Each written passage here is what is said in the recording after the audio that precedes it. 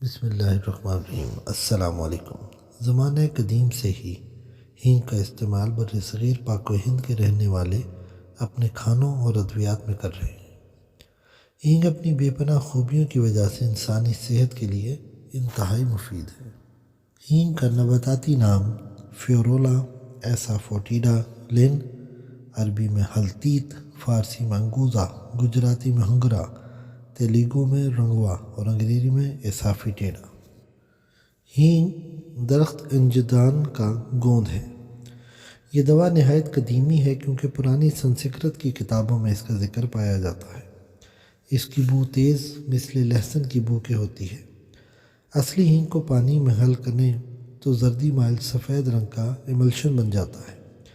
اس ایملشن میں الکلی شامل کرنے پر اس کا رنگ سبزی مائل زرد ہو جاتا ہے۔ اگر اصلی ہینگ کا ٹکڑا لے کر اس کو دیا سلائی سے آگ لگائیں تو موم بتی کی طرح جلنے لگتا ہے۔ اگر ہینگ کی تازہ ٹوٹی ہوئی سطح پر تیزاب شعلہ لگائیں تو تھوڑی دیر کے بعد اس کا رنگ سبز ہو جاتا ہے۔ اس کی بہترین قسم کو ہیرا ہینگ کہتے ہیں۔ یہ فیرولا کی قسم کے ایک پودے درخت انجدان سفید سے حاصل ہوتی ہے۔ ہینگ کی ایک قسم ہینگرا یا کندھاری ہینگ کہلاتی ہے، جس میں الکحل میں حل ہونے کی خاصیت پائی جاتی ہے اور ٹنکچر سازی کے لیے انتہائی موزوں ہے۔ اسی لیے مغربی مارکیٹ میں اس کی زیادہ مانگ ہے۔ برعکس اس کے ہندوستان میں ہینگرو کو ہینگ کی گھٹیا قسم سمجھا جاتا ہے کیونکہ یہاں اس کا استعمال مسالے کے طور پر ہوتا ہے۔ اس لیے زیادہ بودار ہونے کی وجہ سے ہیرا ہینگ زیادہ پسند کی جاتی ہے۔ اس کا رنگ سفید، ذائقہ تلخ، نامرغوب اور مخشی، مزاج گرم درجہ چہارم، خشک درجہ دوم، مقدار خوراک 125 ملی گرام سے 250 ملی گرام تک۔ مقام پیدائش انڈیا، پاکستان، ہرات اور ایران کے خشک اور بلند مقامات کی آب و ہوا انجدان کے پودوں کے لیے نہایت موزوں ہے۔ یہی وجہ ہے کہ تقریباً تمام ہینگ انہی ملکوں سے آتی ہے۔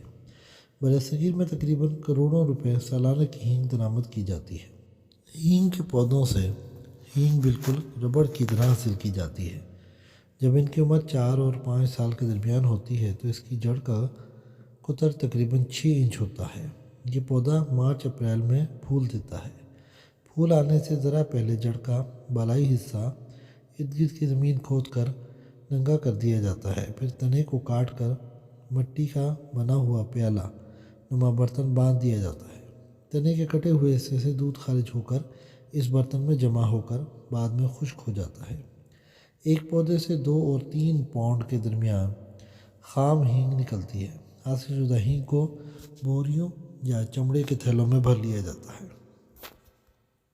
ہینگ مخرج بلغم، مدر بول و حیض، کاسر ریا، دافع تشنج اور محمر جلد ہے۔ گھر میں رکھنا وبائی امراض سے بچاتا ہے۔ اکثر زہروں کے لیے تریاک ہے۔ جگر، تحال اور معدہ کی بیماریوں کو مفید ہے۔ ہاضم طعام ہے، بو خوب لگاتا ہے۔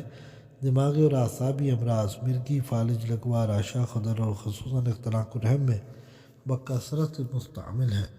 عقلاً و عطلاً مقوی با ہے۔ اس کو بریاں کر کے استعمال کیا جاتا ہے تاکہ قے نہ لائے۔ بغیر بھنی ہوئی ہینگ غثیان پیدا کرتی ہے۔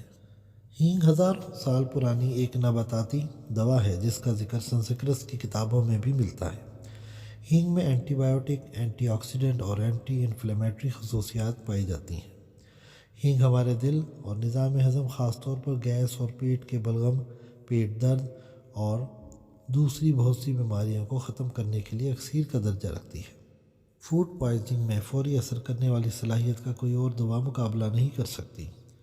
دمہ، کھانسی، سینے کے بلغم، کالی کھانسی اور پسلیاں چلنے کی درد اور سردی میں انتہائی مؤثر دوا ہے۔ بلغمی کھانسی میں ہینگ کے ساتھ سونٹھ پاؤڈر اور شہد ملا کر استعمال کرتے ہیں۔ پانی میں ملا کر سینے پر ملنے سے سکون کی نیند آتی ہے۔ پسلی کے درد میں انڈے کی زردی میں باریک پیس کر ملا کر لیپ کرنے سے افاقہ ہوتا ہے۔ سر درد اور مائیگرین میں بھی ہینگ فائدہ دیتی ہے۔ کافور، ہینگ، پیپرمنٹ اور سونٹھ باریک پیس کر عرق گلاب میں ملا کر مساج کریں۔ ہینگ گرم پانی کے ساتھ کھانے سے پیٹ درد، قے، ورم جگر، گردے کا درد، بھوک کی کمی اور پیٹ گیس کو فائدہ ہوتا ہے۔ کمزور معدے والوں کے لیے منقع کے ساتھ استعمال کراتے ہیں۔ جن کے بال جھڑتے ہوں، بالوں کی جڑوں میں لیپ کرنے سے بال مضبوط اور چمکدار ہو جاتے ہیں۔ ہینگ جسم کے ہر درد کے لیے فائدہ مند ہے۔ داڑھ کے درد میں ایک چٹکی ہیرا ہینگ داڑھ میں رکھنے سے فوری آرام آ جاتا ہے۔ لیموں کے رس میں ہینگ ملا کر روئی سے دانت پر لگائیں، خون اور پیپ آنا بند ہو جاتی ہے۔ پیٹ کے کیڑوں کے لیے مفید ہے، دانت پر لیپ کرنے سے دانت کو فائدہ دیتی ہے۔ افیم کا اثر زائل کرنے کے لیے ہینگ کا استعمال کیا جاتا ہے، ہسٹیریا کے مریض کو بھی فائدہ دیتی ہے۔ کتے کے کاٹنے کی صورت میں ایک ماشار کے گلاب میں ملا کر روزانہ پلائیں اور کانٹے کی جگہ پر لگائیں۔ ہینگ کو پیس کر کچن کیبنٹ اس کے کونوں اور سوراخوں پر ڈالنے سے لال بینگ، چونٹیاں اور مچھر بھاگ جاتے ہیں۔ 1 تولہ ہینگ، سونٹھ، ثابت دھنیا باریک پیس کر 1 کلو پانی اور آدھا پاؤ سرسوں کے تیل میں پکائیں، اور جب وہ پک کر ایک تیل کی صورت اختیار کر جائے تو کان کے درد کے لیے کان میں اس کے قطرے ٹپکانے سے فائقہ ہوتا ہے۔ جن خواتین کو ماہواری بے قاعدگی اور درد کے ساتھ آتی ہو وہ مستقل ہینگ کا استعمال کریں۔ آج کل ہینگ ملاوٹ شدہ بھی آتی ہے۔ ہینگ میں مختلف قسم کی ملاوٹ کی جاتی ہے۔ خشک بیروزہ ہینگ والے دودھ میں ملا کر خشک کر کے اس کو استعمال کرتے ہیں۔ ہینگ کے رنگ کا پتھر استعمال کیا جاتا ہے۔ جوار ماش کے آٹے کو ہینگ کے دودھ میں تر کر کے جما لیتے ہیں، اس طرح جعلی ہینگ بنائی جاتی ہے۔